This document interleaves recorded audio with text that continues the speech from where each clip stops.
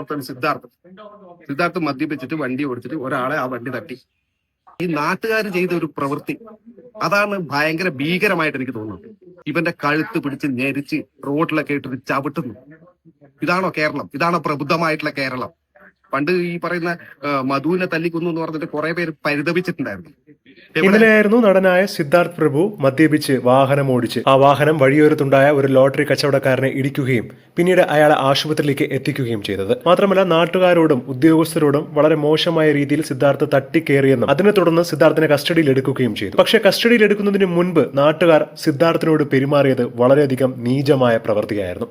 കഴുത്തിന് കുത്തിപ്പിടിക്കുകയും കഴുത്ത് ഞെരിക്കുകയും കൂടെ ഉണ്ടായിരുന്നവർ തല്ലുകയും ഒക്കെ സിദ്ധാർത്ഥിനോട് ചെയ്തു. സിദ്ധാർത്ഥ് കരഞ്ഞു പറയുകയായിരുന്നു, എന്നോട് ഇങ്ങനെ പെരുമാറരുത്, എനിക്കും ഒരു കുടുംബമുണ്ട് എന്ന്. വെള്ളമടിച്ച് വണ്ടി ഓടിച്ചത് വളരെയധികം തെറ്റ് തന്നെയാണ്. പക്ഷേ നാട്ടുകാർ സിദ്ധാർത്ഥിനോട് പെരുമാറിയത് വളരെ ക്രൂരമായിരുന്നു എന്ന് പ്രതികരിച്ചെത്തിയിരിക്കുകയാണ് ഇപ്പോൾ സീരിയൽ താരമായ ജിഷിനും. താരത്തിന് പിന്തുണ നൽകിക്കൊണ്ടാണ് ഒരുപാട് പേർ രംഗത്ത് വരുന്നത്. അതായത് ക്രിസ്മസ് ന്യൂ ഇയർ പാർട്ടി സമയത്തൊക്കെ എല്ലാവരും ഇങ്ങനെയൊക്കെ തന്നെയാണ് വണ്ടി ഓടിക്കുന്നത്. എന്നാൽ ഇവനൊക്കെ ഒരു സീരിയൽ താരമല്ലേ, കയ്യിൽ കിട്ടിയാൽ രണ്ടെണ്ണം പൊട്ടിക്കാം എന്നുള്ള ചിന്താഗതിയാണ് ഇന്നലെ നാട്ടുകാർ അവിടെ നടത്തിയെന്നും ജിഷിൻ പറയുകയാണ്.